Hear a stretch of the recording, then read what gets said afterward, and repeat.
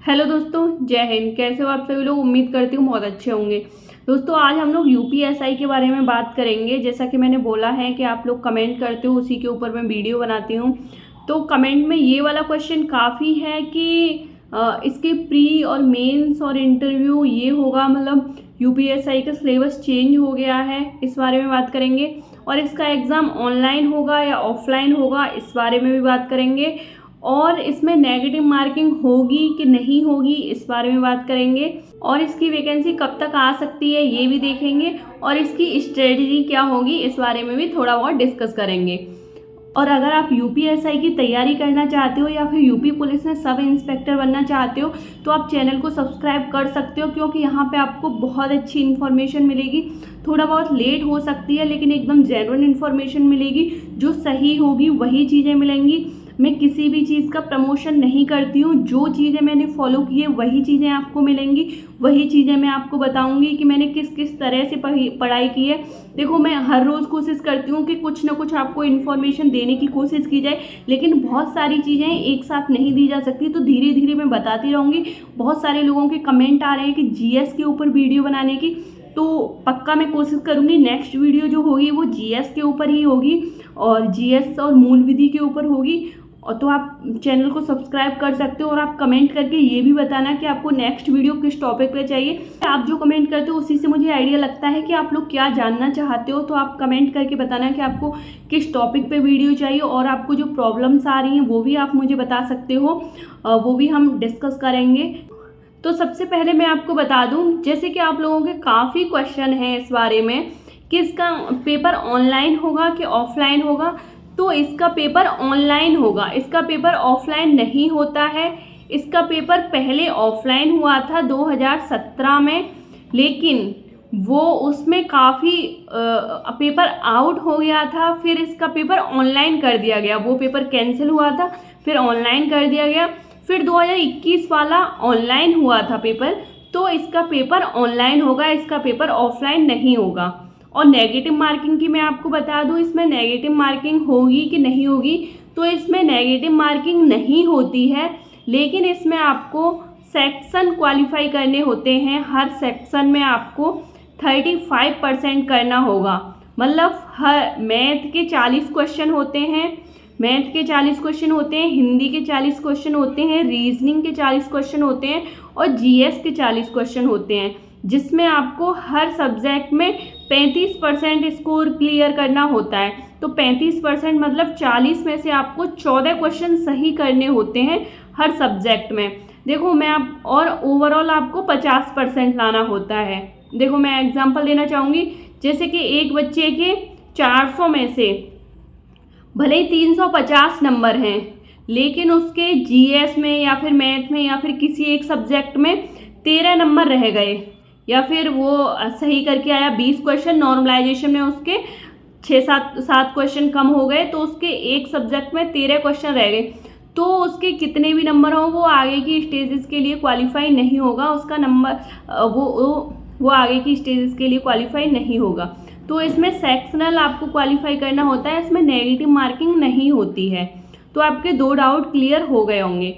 और आपका next doubt है, ये सबसे ज़्यादा है, कि इसमें प्री और मेंस और इंटरव्यू होगा कि नहीं होगा। तो इसमें फ़िलहाल कोई प्री मेंस इंटरव्यू नहीं होगा। इसका एक सिंपल पेपर होगा आपका, जिसमें 4 सब्जेक्ट होंगी।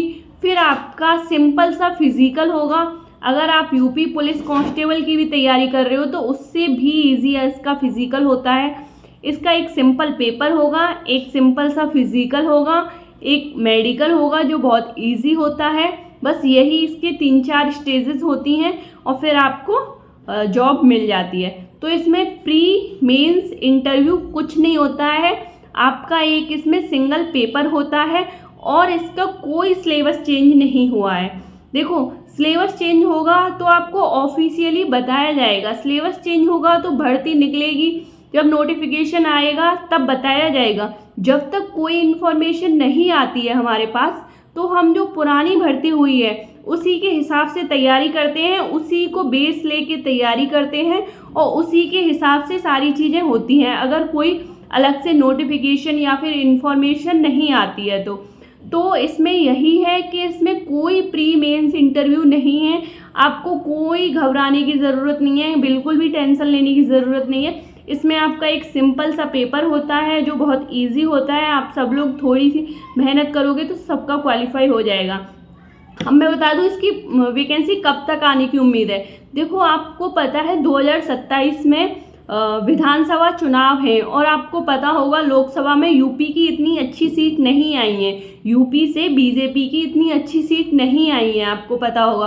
और इसलिए अब अखबार में आप लोग देख रहे होंगे हर दूसरे तीसरे दिन निकाल ही देते हैं कि 1 लाख भर्ती निकलने वाली हैं, है ना, 2 लाख भर्ती निकलने वाली हैं, 2 साल में इतनी भर्ती निकलने वाली हैं।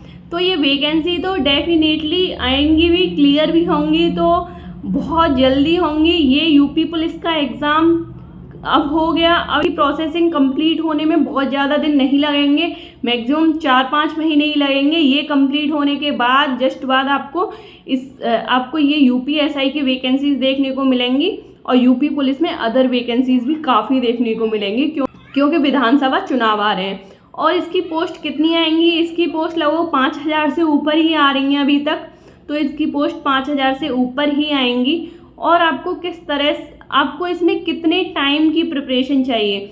देखो, बहुत इजी नहीं होता है, अगर आप मेहनत करोगे, पढ़ाई करोगे तो ही आप ये एग्ज़ाम निकाल सकते हो, इतना भी इजी नहीं होता है। कंसिस्टेंसी बहुत ज़्यादा मैटर करती है, आपका हर रोज़ का पढ़ना बहुत ज़्यादा मैटर करता है। आप हर रोज़ बस 5 से 6 घंटे पढ़िए, ज़्यादा मत पढ़िए, बहुत ज़्यादा आपको पढ़ने की ज़रूरत नहीं है। हर रोज़ आप 5 से 6 घंटे पढ़ते रहोगे ना, तो आपका पेपर क्लियर हो जाएगा। आपके जब फॉर्म निकाले जाते हैं उसके बाद आपको मैक्सिमम 4 से 5 महीने का टाइम मिलता है। 4 से 5 महीने में आप ना तो सिलेबस कंप्लीट कर पाओगे, ना उसे फिर रिवीजन कर पाओगे उसका, और जो प्रीवियस ईयर में जो पेपर हो गए हैं उन्हें भी आप लगाओगे तो उनमें भी काफ़ी टाइम लग जाता है, क्योंकि 2 घंटे का एक प्रीवियस ईयर पेपर होगा, उसे आप लगाओगे तो फॉर्म निकलने के बाद आप सोच रहे हो तब आप तैयारी करोगे तो आपका एग्ज़ाम क्वालिफाई नहीं होगा। तो आपको अभी से तैयारी करनी होगी, आप अभी से तैयारी करिए और 5-6 महीने में आप इसका सिलेबस कंप्लीट कर लीजिए। तो फिर जब फॉर्म आए तो आपको बस रिवीजन करने के लिए रह जाए, आप इस तरह से तैयारी करिए। और इसमें एज कब से काउंट होती है? एज के भी काफ़ी वो हो रहा है, एज आपकी 1 जुलाई से काउंट होगी। जैसे कि अभी वैकेंसी निकलती है नवंबर में, अक्टूबर में वैकेंसी निकलती है, तो आपकी 1 जुलाई 2024 को आपकी 21 साल कंप्लीट होनी चाहिए तो ही आप फॉर्म डाल सकते हो, और आपकी ग्रेजुएशन कंप्लीट होनी चाहिए तो ही आप फॉर्म डाल सकते हो। और अगर ये वैकेंसी जनवरी में आती है तो जनवरी 2025 में आती है या फिर फरवरी 2025 में आती है, तो इसकी एज आपकी काउंट होगी 1 जुलाई 2025 से काउंट होगी। ओके, 1 जुलाई से काउंट होती है इसकी एज, मैक्सिमम 1 जुलाई से काउंट होती है। और बहुत सारे लोगों के ये भी डाउट थे कि हमारी हाइट जैसे कि 1-2 सेंटीमीटर कम है पूरी, जैसे कि लड़कियों के काफ़ी डाउट थे, 152 सेंटीमीटर नहीं है, 1-2 सेंटीमीटर कम है, तो क्या हमें ले लिया जाएगा? तो मैं आपको बता दूं कि अगर आपकी हाइट 1-2 सेंटीमीटर कम है तो वो बिल्कुल एग्जैक्ट हाइट लेते हैं। अगर आपकी बिल्कुल एकदम 152 है तो आपको बिल्कुल भी नहीं निकाला जाएगा। ऐसा नहीं होता है कि आपकी हाइट एग्जैक्ट है तो वो कम नापते हैं, ऐसा कुछ नहीं है, वो पूरी कोशिश करते हैं आपको लेने की। लेकिन अगर आपकी हाइट कम है 1-2 सेंटीमीटर तो नहीं लेंगे। अगर आपकी हाइट बिल्कुल एग्जैक्ट है तो ये नहीं है कि आपकी कम नाप दी जाए, बिल्कुल सही से नापी जाती है। और अगर आप उससे संतुष्ट नहीं होते हैं कि नहीं हमारी तो कम नापी गई या फिर दोबारा भी फॉर्म भरवाया जाता है, दोबारा भी तुम्हारी हाइट नापी जाती है वहाँ पे कि नहीं मैं संतुष्ट नहीं हूँ, मेरी हाइट गलत नापी गई है, तो वहीं पे साथ के साथ दोबारा फॉर्म भरवाया जाता है। फिर सारे बच्चों की हाइट नाप ली जाती है, उसके बाद दोबारा से हाइट नापी जाती है उनकी। तो लेकिन नापते वही अधिकारी हैं जो पहले नाप रहे होते हैं, और भी तो वो पहली बार में यही कोशिश करते हैं कि आपकी अगर सही है तो वो बिल्कुल भी आपको नहीं निकाला जाएगा, आपको लिया जाएगा। अगर आपको वीडियो पसंद आई हो तो वीडियो को लाइक करना, चैनल को सब्सक्राइब करना। मिलते हैं अगली वीडियो में। Thank you so much.